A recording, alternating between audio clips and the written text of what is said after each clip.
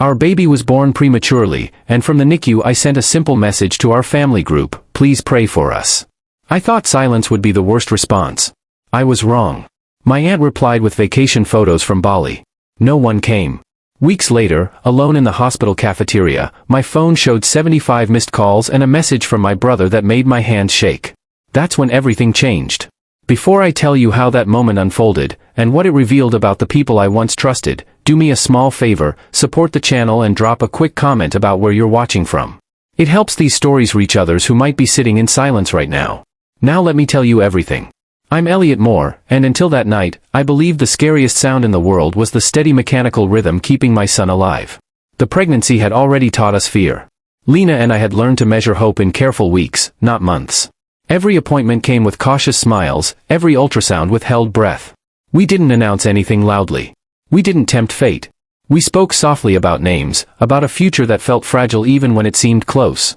Noah was supposed to arrive in spring.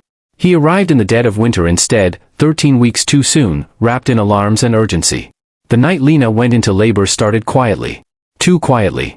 She woke me just after 3 in the morning, her voice tight but controlled. She said her back hurt in a way it hadn't before.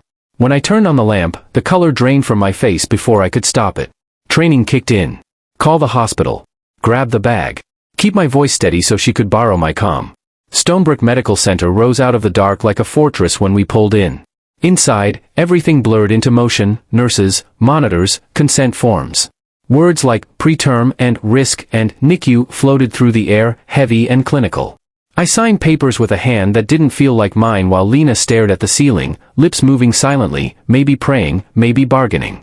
When Noah was delivered, there was no cry. Just fast voices and faster hands. Someone said, he's breathing, but he needs help. They showed him to us for less than a heartbeat, so small I thought my mind was playing tricks on me, before he disappeared behind swinging doors. That was the moment I broke. Not loudly. Not in a way anyone else noticed. Something inside me just cracked open and stayed that way. They led me to the NICU an hour later. The room hummed with machines, each one its own quiet emergency. Rows of incubators glowed under low light like fragile planets. Noah lay in one of them, impossibly tiny, tubes and wires mapping his body. His chest rose and fell because a machine told it to. I stood there frozen until a nurse, Hannah, I would later learn, touched my arm and showed me how to scrub in, how to breathe. Talk to him, she said gently. He knows your voice. So I did. I told him my name. I told him his mother was strong. I promised him things I didn't know how to deliver. At some point between alarms and updates, reality returned in sharp pieces. People would want to know. Family would want to help. That's what family does, right? I stepped into the hallway and opened the family group chat. My fingers shook as I typed, our baby was born prematurely. We're in the NICU. Please pray for us. I added a photo, my finger next to Noah's hand, his entire grip barely wrapping around my nail. I hit send and slipped the phone back into my pocket, expecting the familiar buzz of concern, calls, questions, someone saying they were on their way. I went back to Noah. When I checked my phone an hour later, there were responses. Technically. A prayer emoji from my father. A short thinking of you from Patricia. And then, my Aunt Vivian. 5 glossy photos in a row. White sand. Blue water. A drink with an umbrella. Her caption read something like, finally relaxing. Paradise. I stared at the screen, confused, waiting for the follow-up message that never came. No, is he okay? No, how can I help?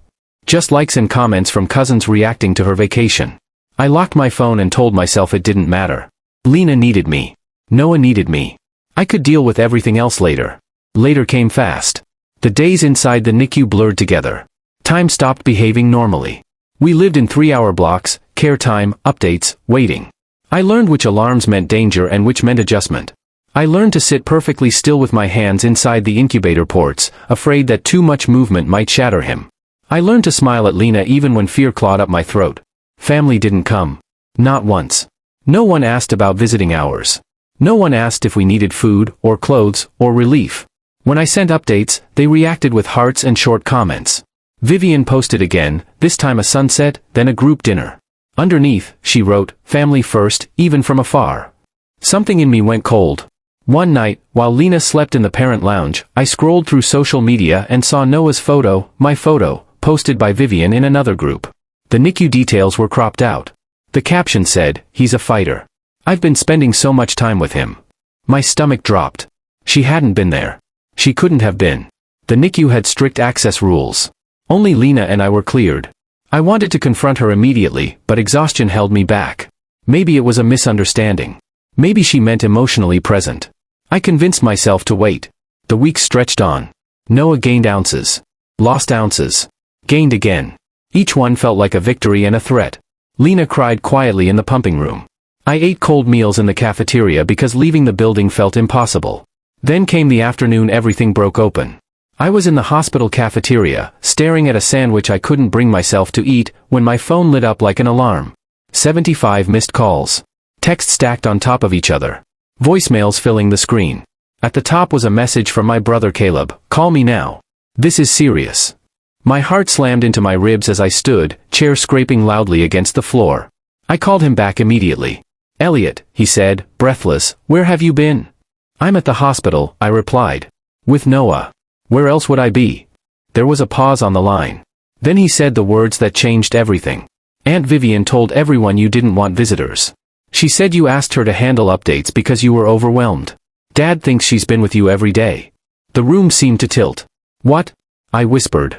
"She showed pictures," Caleb continued. "Said she took them. Everyone thought you were resting, that she was stepping in for you." I looked down at my hands, still trembling, and realized the truth I'd been avoiding. While my son fought to breathe, someone else had been rewriting our story. And this was only the beginning. I didn't speak for a long moment after Caleb finished. The cafeteria noise faded into a dull hum, like I was underwater. My mind kept circling one sentence. She said she was stepping in for you. Stepping in, as what? As a visitor? As a messenger? Or as a replacement? "That's not true," I finally said, my voice coming out hoarse. "She's never been here. Not once. The NICU logs every visitor. Only Lena and I are cleared." "I figured," Caleb replied. "That's why I'm calling you directly. But Dad sitting here convinced you shut everyone out. He thinks you didn't want to see us." My chest tightened. "I begged for help," I said quietly. "I literally asked them to pray. That was it." There was a long pause on the other end. "Listen," Caleb said carefully, "they're all together right now. Aunt Ruth had a medical scare. Everyone rushed to the hospital. Vivian's been controlling the conversation." Of course she had. She always did. Even growing up, Vivian had a way of speaking over everyone while sounding helpful. She volunteered to organize, to explain, to handle things. By the time you realized she'd twisted the story, people had already thanked her for it. "I need proof," I said. "Not opinions. Proof." "You have it," Caleb replied. "If the hospital has logs, that's enough." "Not yet," I said. "They won't believe paperwork if she keeps talking." I hung up and stood there, my appetite gone, anger finally burning hotter than fear. Back in the NICU, Noah slept under warm light, his tiny chest fluttering steadily. I placed my hand against the glass and felt something settle inside me. I wasn't just fighting for my son's life anymore. I was fighting for the truth. That evening, I went straight to the NICU front desk. Hannah was there, charting. "Can I ask you something?" I said. She looked up immediately. "Of course. Has anyone named Vivian Moore visited my son? At any point?" Hannah didn't even hesitate. She turned the monitor toward me and pulled up the access log. "Only 2 names," she said gently. "You and your wife. No one else has ever signed in." My throat tightened. "Can I get a printed copy of that?" She nodded. "I'll have administration prepare it." That piece of paper felt heavier than it should have when she handed it to me the next morning. Not because of the ink, but because of what it proved. Someone had been lying. And not in a small way. That night, Caleb FaceTimed me from Aunt Ruth's hospital room. The screen filled with faces, my father Frank, Patricia beside him, a couple of cousins hovering awkwardly near the door. And right in the center, arms crossed, chin lifted, Vivian. She smiled when she saw me. "Oh good, you're awake," she said. We were worried. I angled the camera so Noah's incubator was visible behind me, the monitors softly beeping. "This is where I've been," I said. "Every day. Every night." A few people gasped softly. "He's so small," Patricia whispered. Frank leaned closer to the screen. "Why didn't you tell us it was this bad?" I swallowed. "I did. I messaged the family group the night he was born." Vivian sighed loudly. "Elliot, honey, we know you're stressed. That's why I stepped in. You asked me to." "No," I said, cutting her off. My voice didn't shake. "I didn't." The room went quiet. "I never asked you to handle updates," I continued. "I never asked you to keep anyone away. And you have never visited my son." Vivian's smile tightened. That's not fair. I've been doing my best to support. I held the paper up to the camera. This is the NICU visitor log, I said. Only 2 names are on it. Mine and Lena's. Caleb leaned forward. Vivian told us she was there every day, he said flatly. She even posted pictures. I nodded. Those pictures were mine. She took them from the family chat and reposted them. Frank turned slowly toward her. Is that true? Vivian laughed, sharp and quick. This is ridiculous. Are we really going to interrogate each other while a baby's sick? Yes, I said quietly. Because this matters. Aunt Ruth, pale against her pillows, spoke up for the first time. Vivian, she said weakly, have you actually seen the baby? Vivian opened her mouth. Closed it. Then said, I didn't think it was necessary to go inside. Elliot said. I never said that, I replied. The silence stretched. Patricia pressed a hand to her mouth. Why would you lie about that? Vivian's face hardened. Because someone had to keep the family calm. Elliot's always dramatic. I didn't want people panicking. My father stood up so abruptly his chair scraped loudly. You told me my son didn't want me there. Vivian shrugged. You said hospitals make you uncomfortable. That wasn't your decision, he snapped. I watched it all from behind glass and wires, my son breathing steadily while the illusion Vivian had built collapsed piece by piece. I'm done, I said. From this point on, I will speak for my family. Anyone who wants updates can hear them from me directly. Vivian scoffed. You're overreacting. No, I said. I'm finally reacting. I ended the call. My hands shook afterward, not from fear, but from release. The next morning, I updated the visitor list. I added Caleb. I added my father. I removed everyone else. 2 days later, Frank showed up at the NICU. I watched him scrub his hands awkwardly at the sink, just like I had weeks earlier. He stood silently beside the incubator, eyes wet, reading a children's book in a voice that broke halfway through. I should have been here, he said quietly. Yes, I replied. You should have. But he was here now. Vivian never came again. She sent a long email instead, defensive, accusing, full of how ungrateful I was for everything she tried to do. I deleted it without replying. Because some battles don't need words. They need boundaries. And as I stood beside my son's incubator, watching his fingers curl around mine, I knew one thing with absolute clarity. No one would ever rewrite his story again. By the time Noah hit 5 pounds, the NICU staff started talking in sentences that felt unreal. Room air soon. Bottle trials. Discharge planning. Each phrase sounded like a rumor you didn't repeat out loud for fear of jinxing it. Lena cried the first time Dr. Klein said, if things continue like this, you might be taking him home in a couple of weeks. She cried quietly, shoulders shaking, one hand still inside the incubator port, fingers resting against Noah's warm back. I didn't cry. I stood there staring at the monitor, afraid that if I let myself feel hope too loudly, something would snatch it away. Hope had become a dangerous thing. Word spread fast once Dad started visiting. Pictures, real ones this time, circulated in the family chat. Not curated. Not cropped. Just honest images of a tiny baby wrapped in wires, a tired grandfather scrubbing in like a novice, a mother leaning over an incubator whispering lullabies through a mask. The tone changed. Cousins who hadn't spoken to me in months suddenly asked how Noah was doing. A few apologized outright. Others tried to gloss over it, acting like nothing strange had happened. Vivian, however, went silent. At first, I thought that was the end of it. I was wrong. 3 nights later, around 1:30 a.m., my phone buzzed while I sat in the recliner beside Noah's crib. Lena was sleeping in the parent room down the hall. The NICU was dim, quiet except for the steady beeping that had become the soundtrack of my life. Unknown number. I ignored it. The phone buzzed again. Then again. Finally, I stepped into the hallway and answered. You really embarrassed me, Vivian's voice hissed through the speaker. I closed my eyes. You embarrassed yourself. How dare you accuse me like that in front of everyone, she snapped. After everything I've done for this family. What you did, I said evenly, was lie. Repeatedly. About my child. You're unstable, she shot back. Everyone knows that NICU parents exaggerate. You're emotional. You made me look like a villain. I laughed then, not because it was funny, but because it was so familiar. Vivian had always needed a villain when she was caught. Don't contact me again, I said. This conversation is over. She lowered her voice, syrupy now. You think this is finished? You've split the family. People are talking. You don't want that reputation. I hung up. And then I blocked her. I stood there for a moment, heart pounding, listening to the hum of the hospital. When I went back into Noah's room, his monitor ticked steadily, indifferent to family politics, lies, and pride. He didn't care who told the story. He only cared who showed up. The next escalation came from an unexpected place. 2 days later, the NICU social worker, Denise, asked if she could speak with us privately.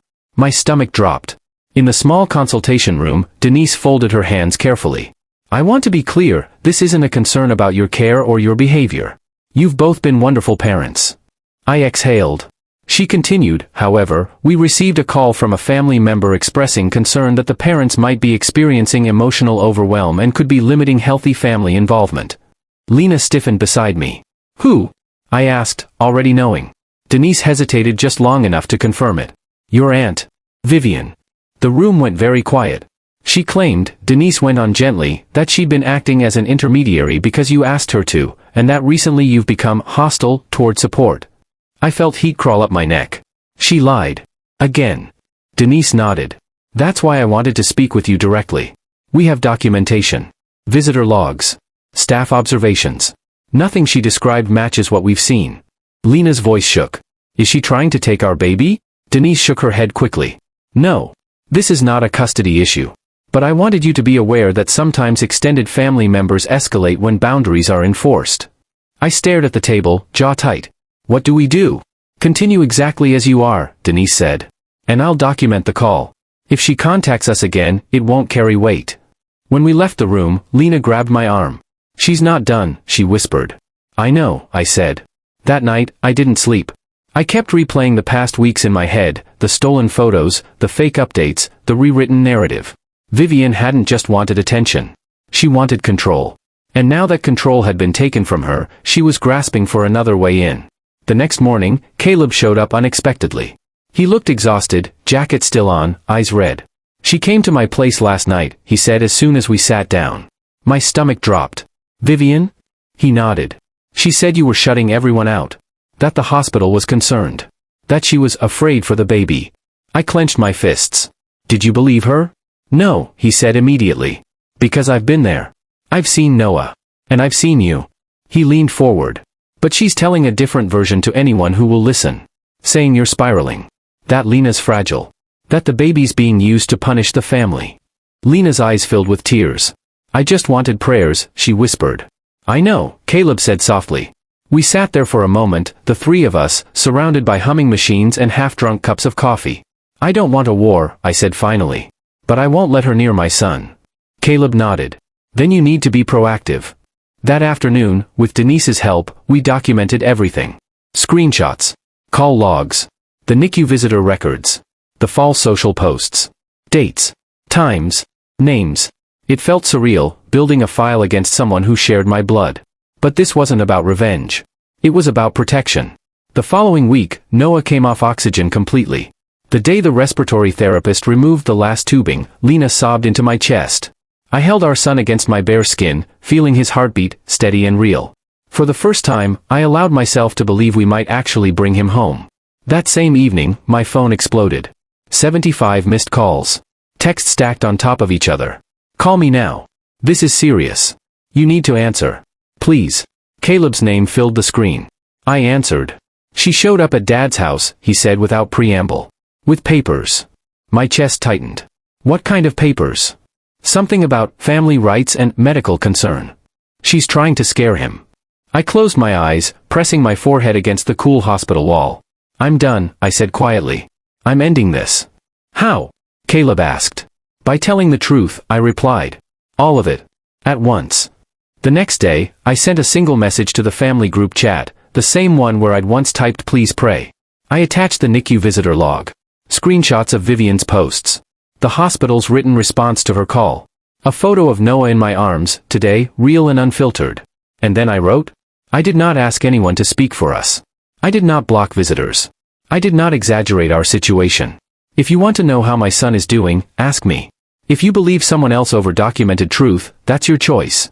But from this moment on, lies will not have access to my family. I didn't argue. I didn't explain further. I didn't tag Vivian. I muted the chat. 2 hours later, Dad called. I'm sorry, he said, voice breaking. I should have come sooner. I should have called you, not listened to someone else. I swallowed hard. You're here now. Yes, he said. And I'm not letting her speak for us again. That night, as I sat beside Noah's crib, his tiny fingers curling around mine, I realized something had shifted. The machines were quieter. The fear was still there, but smaller. And the silence from certain people? It finally made sense. Not everyone who disappears is absent. Some people were never really there to begin with. The night before Noah was cleared for discharge, I slept less than I had on the day he was born. Not because of fear this time, but because my mind wouldn't stop running ahead. Home. The word felt strange. Heavy. Earned. Lena was already packing the last of the NICU-provided supplies into a canvas tote: syringes, printouts, feeding schedules, emergency numbers laminated and clipped together. Her movements were slow and careful, like she was afraid one wrong motion might undo everything we'd fought through. I watched her from the recliner, Noah asleep on my chest, his weight still impossibly light but solid enough now to feel real. Alive. Ours. "You okay?" she asked without looking up. I nodded. "Just thinking." She smiled faintly. "That's what scares me." We both laughed, quietly. By morning, the nurses gathered for what they called the graduation. They clapped softly as Maria removed the name card from the incubator and handed it to Lena. Someone snapped a photo, one I didn't send to anyone. This one was just for us. As we rolled Noah toward the exit, wrapped in a blanket far too big for him, I felt something loosen in my chest. The doors opened. The NICU sounds faded behind us. We were leaving. But some storms don't stay behind glass. 2 days after we brought Noah home, my phone buzzed with a number I hadn't blocked yet. Vivian. I stared at it until it stopped ringing. Then it rang again. I let it go to voicemail. The message she left was calm. Too calm. "I think we need to talk like adults," she said. "This has gone far enough. You've made your point." My hands shook, not with anger this time, but with clarity. I didn't call her back. Instead, I forwarded the voicemail to Caleb. His response came a minute later. "She's spiraling," he wrote. "Dad told her to stop." She didn't. That evening, Dad came by with groceries. He stood awkwardly in the doorway, unsure whether to step in or wait for permission like a guest instead of a grandfather. "Come in," I said. He exhaled like he'd been holding his breath for weeks. He washed his hands. Sat on the couch. Watched Noah sleep in his bassinet like he was afraid blinking might wake him. "I didn't protect you," he said suddenly. I looked up. "When you were a kid, when your mom died, when you learned to be quiet to survive," he continued. "And now? I should have been there. Not listening to someone else." I nodded slowly. "What matters is what you do now." He looked at Noah again. "I won't let anyone rewrite this. Ever." The next escalation came fast. 3 days later, Lena's phone buzzed while she was feeding Noah. A message from a cousin she barely spoke to. "Hey, just checking. Vivian says CPS might be involved? Is everything okay?" Lena's face went pale. I took the phone. Read it once. Then again. CPS. I didn't panic. I documented. I called Denise, the NICU social worker, and told her exactly what was said. Her voice hardened. "That's serious. But you've done nothing wrong. If anyone makes a report, it will go nowhere, and it will reflect badly on the person who made it." An hour later, Caleb called. She told Dad she was considering options to protect the baby, he said. He told her if she contacted authorities without cause, she'd be cut off completely. Silence stretched between us. "She crossed a line," Caleb added. "This time, even for her." That night, I didn't sleep. I sat on the floor beside Noah's bassinet, listening to his breathing, watching the tiny rise and fall of his chest. I realized then that Vivian hadn't been acting out of concern. She'd been acting out of loss. She'd lost control of the story. Lost her audience. Lost the role she'd cast herself in. And she couldn't stand it. The next morning, I wrote a letter. Not an email. Not a text. A letter. I stated facts only. No emotion. No accusations. I told her not to contact us again. I told her any further attempts to interfere would be documented. I told her our child was safe, loved, and protected. And I told her she would not be part of his life. I sent it certified. I didn't feel triumphant. I felt finished. Weeks passed. Noah grew stronger. Louder. Hungrier. He hated the bath and loved being held. He curled his fingers around mine like he was anchoring himself to the world, and to me. The family recalibrated slowly. Some apologized sincerely. Some stayed quiet. Some drifted away. I didn't chase anyone. Presence became the only currency that mattered. One afternoon, while Lena rocked Noah near the window, my phone buzzed again. Unknown number. I almost ignored it. But something told me to answer. "Daxon," a woman asked. "Yes. This is Officer Mills. I'm calling regarding a report made about your household." Lena froze across the room. I took a breath. Okay. There's no investigation, she said quickly. I just wanted to inform you the report was dismissed immediately. No visit required. I closed my eyes. Can I ask who made it? I said. There was a pause. Yes, she replied. It was a relative. An aunt. I nodded. Thank you for letting me know. When I hung up, Lena was crying, not from fear, but from exhaustion. I wrapped my arms around both of them. She tried, Lena whispered. Yes, I said. And she failed. That evening, Dad called Vivian. He put her on speaker. You are no longer welcome in my home, he said calmly. You will not speak about my grandson again. And if you contact them one more time, you won't hear from me either. Vivian screamed. Cried. Accused. Begged. Dad ended the call. I didn't feel relief. I felt something better. Safety. Months later, as Noah slept peacefully in his crib, I looked back at the message that started everything. Please pray for us. I'd meant it. But what I learned was this. Prayers without presence are just noise. And family isn't who replies first. It's who shows up when no one's watching. By the time Noah turned 6 months old, the house had learned his rhythms. Morning light filtered through the curtains just as he woke, fists stretching open and closed like he was testing the world. His laugh, sharp, sudden, surprised even himself, filled spaces that had once been heavy with worry. The oxygen tanks were gone.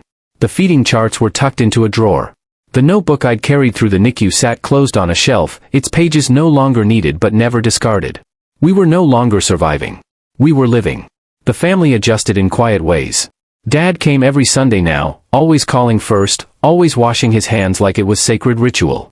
He never brought opinions, only groceries, diapers, and the kind of silence that listens instead of fills. Caleb visited when work allowed, kneeling on the floor to make ridiculous faces that sent Noah into breathless giggles. Those were the sounds that healed something deep inside me. Vivian did not return. Not with apologies. Not with explanations. Not even with another attempt. The last I heard of her was through a cousin who mentioned she'd told people she was taking space for her own well-being. I didn't correct the story. I didn't care how she framed her absence anymore. Silence, this time, was earned. One afternoon, while Lena and I sat on the porch watching Noah nap in his carrier, she asked something that stopped me cold. Do you ever feel guilty? She said softly. About cutting her off completely? I thought about it longer than I expected to. I thought about the NICU nights. The stolen photos. The lies that almost pulled strangers into our home. The fear in Lena's eyes when CPS was mentioned. The way Noah's life had been turned into a prop. No, I said finally. I feel responsible. She nodded, like that was exactly the answer she needed. That winter, a holiday card arrived from someone unexpected, Bernice, still recovering, her handwriting shaky but sincere. Inside was a photo of her holding Noah during his first visit, her smile wide and unguarded. On the back, she'd written, "Thank you for protecting him. And for teaching us what family really means." I stared at the words for a long time. They mattered more than an apology ever could. The real test came a year later. Noah's first birthday was small. Just cake, balloons, and the people who had earned the right to be there. As Lena lit the candle, my phone buzzed once. A blocked number. I didn't answer. I didn't need to. Because that moment, my son smashing frosting into his hair, laughing as everyone cheered, was proof enough.